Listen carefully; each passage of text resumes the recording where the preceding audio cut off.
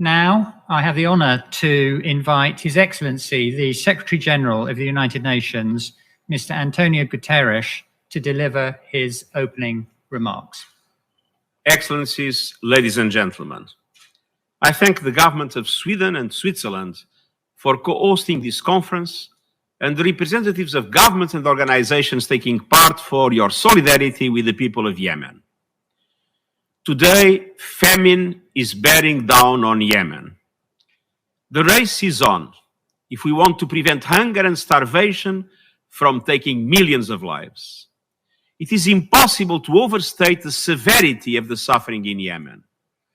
More than 20 million Yemenis need humanitarian assistance and protection, with women and children among the hardest hit. That means 2 out of every 3 people in Yemen need food aid, health care, or other life-saving support from humanitarian organizations. More than 16 million people are expected to go hungry this year. And nearly 50,000 Yemenis are already starving to death in famine-like conditions. The worst hunger is in areas affected by the conflict. 4 million people across Yemen have been forced from their homes. The recent Houthi offensive in Marib threatens to displace hundreds of thousands more. Last year, the conflict in Yemen killed or injured more than 2,000 civilians. It has devastated the economy and crushed public services. Barely half of Yemen's health facilities are fully functional. The COVID-19 pandemic is one more deadly threat in a country facing such severe health challenges. For most people, life in Yemen is now unbearable.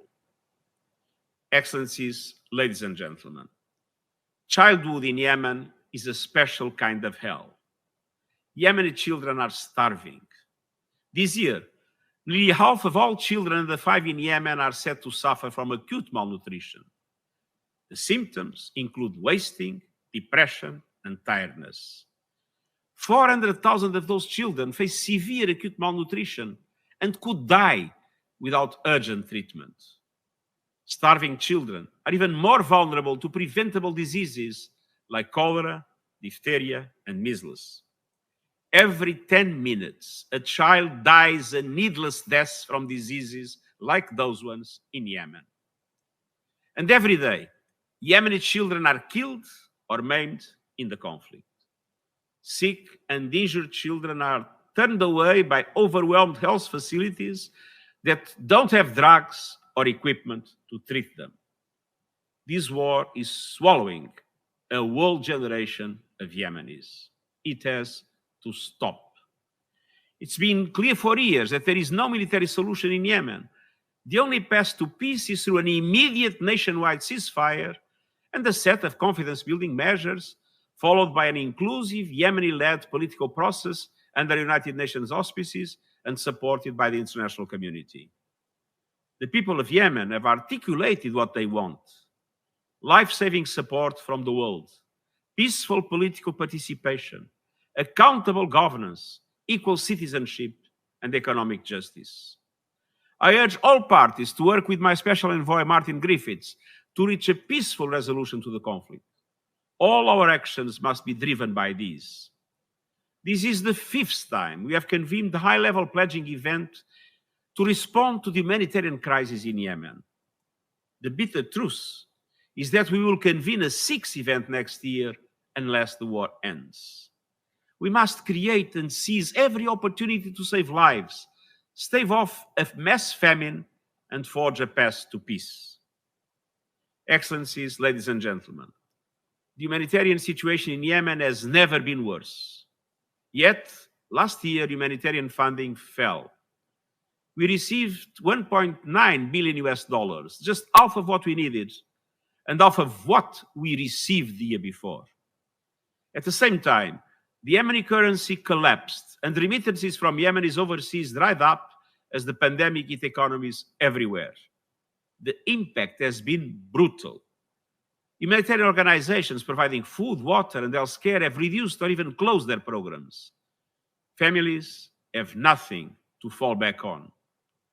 2 years ago, in 2018, thanks to the generosity of donors, including Yemen's neighbors, Humanitarian agencies helped to prevent the famine that then threatened Yemen. Today, reducing aid is a death sentence for entire families. With the war raging, Yemen's children are paying the price. And we know from studying the impact of conflict that those children will continue to pay a high price long after the guns fall silent. Children who suffer from stunting in their childhood may never fulfill their physical and mental potential. Economic damage, divisions, and grievances can last decades, blighting entire regions. Communities ravaged by conflict bear emotional scars for generations. We must end this senseless conflict now and start dealing with enormous consequences immediately. Excellencies, ladies and gentlemen, this is not the moment to step back from Yemen. We must equal and surpass the levels of funding we had in 2018. This year, we need $3.85 billion to support 16 million Yemenis on the brink of catastrophe. I implore all donors to fund our appeal generously to stop famine engulfing the country. Every dollar counts. The funding you provide through the Yemen Humanitarian Response Plan, the Central Emergency Response Fund, or the country-based pooled fund will make an enormous and concrete difference. In many cases, the difference between life and death. The United Nations family and our partners across Yemen are ready to scale up aid operations. Delivering aid in Yemen is challenging, but humanitarian workers are up to the challenge. Throughout last year, United Nations agencies and our partners helped more than 10 million people each month, working in every one of Yemen's 333 districts. I urge all parties once again to heed the requirements of international humanitarian law to facilitate rapid and unimpeded humanitarian access. The assistance you pledge today will not only prevent the spread of famine and save lives, it will help create the conditions for lasting peace. Thank you. Shukran.